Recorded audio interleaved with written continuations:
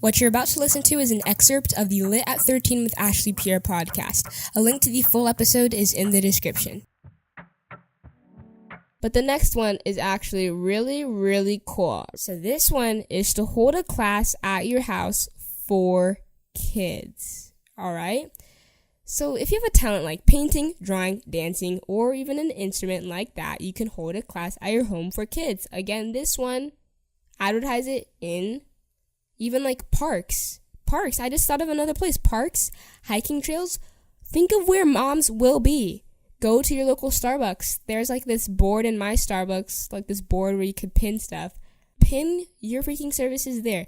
Pin them in places where people are going to be like staying. Moms. You want moms. The thing with dads is that, actually, I'm not even going to talk about that. But hold a class at your home for kids. So if you have a talent like one of those, okay, don't hold it in your bedroom, because kids are really freaking touchy and they're going to be touching on your stuff. Hold it in your backyard or in a big room in your house or whatever. Now here are some tips for marketing.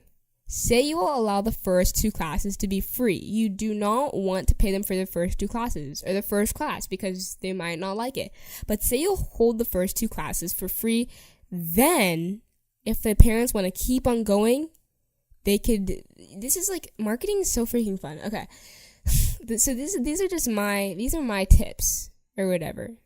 Tips. I don't know if that's real. Tips. You know when you say words so many times and then it says something really weird? Okay, tips for marketing. I already said that. Okay, here's a tip for marketing. Say you can get different packages for the amount of days you want to go, okay? So this is especially good during summer because you have nothing to do. You can actually just only do this during summer and make like a crap ton of money. So you could do 3. You want to make sure that they buy the sessions in bulk. Don't get them to buy 1 at a time, because if you do 1, then they might not be as likely to come back. But if they get in bulk, if they buy 3 sessions, then they're gonna want to come to 3 so they can get their money's worth. So this is what you do. You say, okay, you can buy these 3 sessions in bulk, these 5 sessions in bulk, and these 10 sessions in bulk. And you spend less money per session the more amount of sessions you go up in the bulk. So let's say in 10 sessions, an hour would be $5, but in 3 sessions, an hour would be like $7. So they'd be saving money per session if they get more in bulk, which will basically make it so you can like be getting money faster and confirm that you will be getting money, but you'll be getting less of it, but you'll be confirming you will be getting money. I don't know if that makes sense. Another thing with marketing, with your freaking moms, take advantage of these mommies. Basically, do the same thing like I was talking about with the DJ.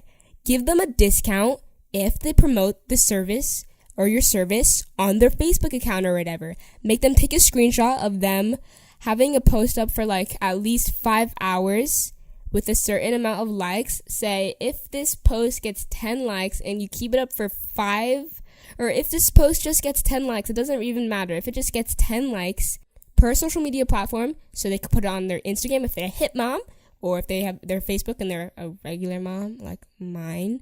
If they do it like that, or if they put it on their social media, then they will get a 10% discount, because you're losing money or you're losing 10%, but you are getting new leads and new clients.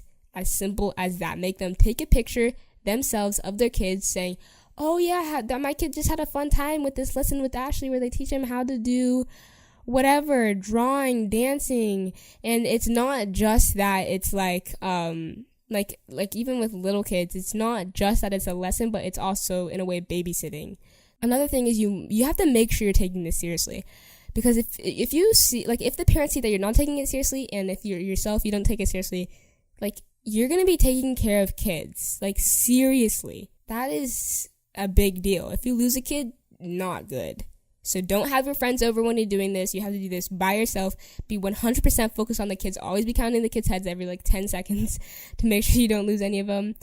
But provide the kids with water. And like, you just need water around, because you can't have a kid pass out on you. And also make the parents fill out a form of information about the kids, including any allergies they might have to food, or like any allergies they might have or any food they may be allergic to. And then once you do that, you could serve the kids food based on what the parents said about the kids' allergies. Also, you want to make sure kids have a fun time, because if they're like, oh no, mom, I didn't really have a fun time, then the parents are not going to want to come back unless you got them into that bulk deal. You do want to make sure parents can get a refund, because it makes it look as you're not really as much of a scam. So you might want to think about that. It really depends on you. If you want parents to be able to get a refund or no, make your own refund rules. Just whatever. Just make sure everything is like as professional as possible so you can look like a real business. You just listened to an excerpt of the Lit at 13 podcast with Ashley Pierre. The full episode can be found in the description.